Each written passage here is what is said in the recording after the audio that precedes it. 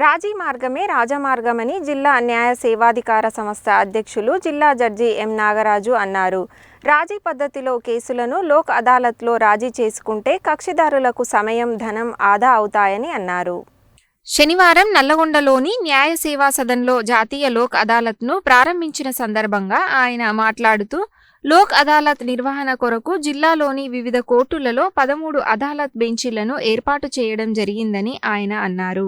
అదాలత్ తీర్పుకు అప్పీలు ఉండదని, అదాలత్ తీర్పు అంతిమ తీర్పు అని అన్నారు. రాజీ పడదగ్గ క్రిమినల్ కేసులు, అన్ని రకాల సివిల్ కేసులు కక్షిదారులు రాజీ చేసుకోవచ్చని అన్నారు. ఈ సందర్భంగా రాజీ పడిన కేసులలో కక్షిదారులకు డిగ్రీలను అందించారు. ఈ కార్యక్రమంలో న్యాయ సేవాధికార సంస్థ కార్యదర్శి డి తేజు కార్తిక్, న్యాయమూర్తులు దుర్గాప్రసాద్, కవిత, శిరీష, సౌందర్య, బార్ అసోసియేషన్ అధ్యక్ష కార్యదర్శులు సిరిగిరి వెంకటరెడ్డి, గిరిలింగయ్య, డిఫెన్స్ న్యాయవాదులు ఎన్ భీమార్జున్ రెడ్డి, లెనిన్ బాబు, ప్రసాద్, న్యాయవాదులు శ్రీనివాస చక్రవర్తి, మామిడి ప్రమీల, ఏ వెంకటరెడ్డి, పి బ్రహ్మచారి, భాగ్య, లా కళాశాల విద్యార్థులు, కక్షిదారులు, పోలీసులు తదితరులు పాల్గొన్నారు.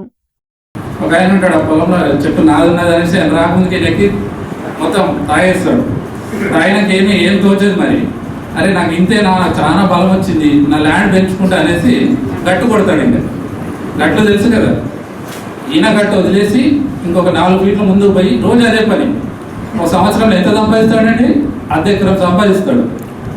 మరి అది కష్టపడి సంపాదించాడా? కష్టం పడ్డాడు, కానీ చెడు మార్గం అది. అన్యాయంగా కబ్జా పెట్టడం, that is trespassing into the land of neighbour. మరి ఇవన్నీ ఇంకా కొట్లాడుకుంటే అయితేయా? సరే, కోర్టు కేసు వేసుకుంటారు, అది ఎప్పటికీ ఉండనే ఉంటుంది.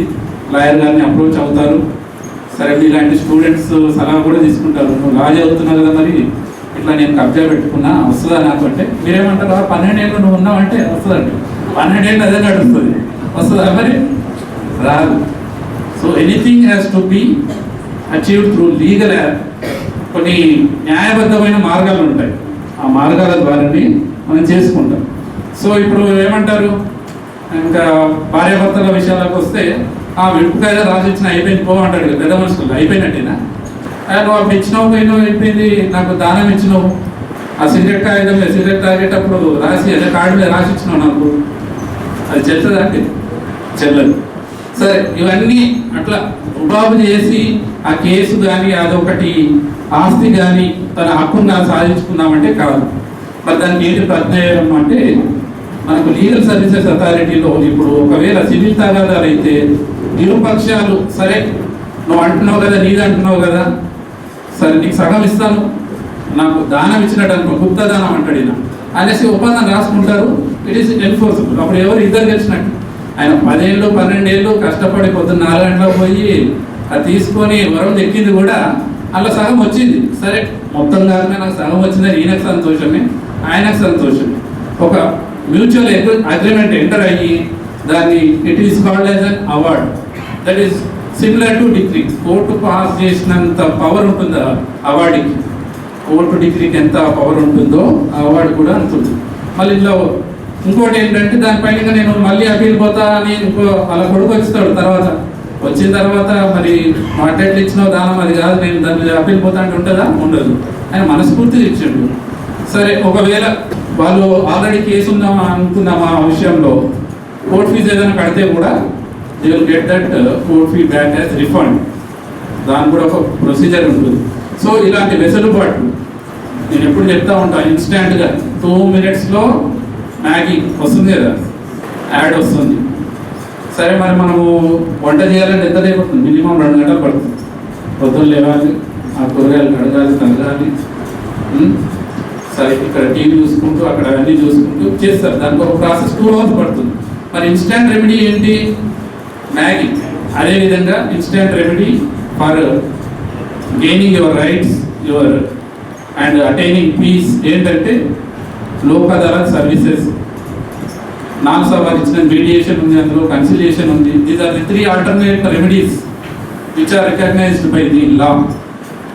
సో మనకు ఈ రెగ్యులర్ ప్రొసీజర్ కాకుండా ఇన్స్టాంట్ రెమెడీ ఇద్దరి సహకారంతో క్రిమినల్ మ్యాటర్స్లో సరే ఏదో కొట్టిండు, ఆ క్షణిక విషయంలో తప్పైందని ఒప్పుకున్నాడు, కాలు మొక్కిండు 10 మందిలో, సరే ఒప్పుకున్నాడు కదా అనేసి నేను ఆ కేసు విత్డ్రా చేసుకుంటా అంటాడు. That is legally admissible, compoundable offence కాబట్టి it's legally admissible. And civil cases మనకి ఎట్ ఎనీ స్టేజ్, ఇంకా ఎంబీఓ యాక్ట్ కేసెస్ అయితే మనము ఈవెన్ హైకోర్టు లెవెల్లో, సుప్రీంకోర్టు లెవెల్లో కూడా we are getting compromise settle that matter in the Lok Adalat.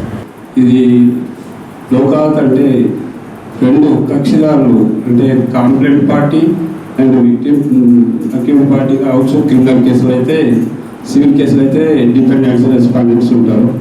వీళ్ళిద్దరు కలిసి రాజీపడి రాజమార్గం ఉన్నట్టుగా రాజీపడి ఇద్దరు ఇష్యూని సెటిల్మెంట్ చేసుకోవడం ఇద్దరికి శ్రేయస్కరం. వారి మధ్య కక్షలు కార్పణ్యాలు ఉన్నా కూడా తగ్గిపోతాయి. ఇది చాలా ఈజీ ప్రాసెస్. ఇక్కడ కోర్టు ఫీజులు కానీ అలాంటివి కూడా రిటర్న్ ఇచ్చేస్తారు. కాబట్టి కక్షిదారులు అందరూ దీన్ని ఉపయోగించుకోవాలని కోరుతారు.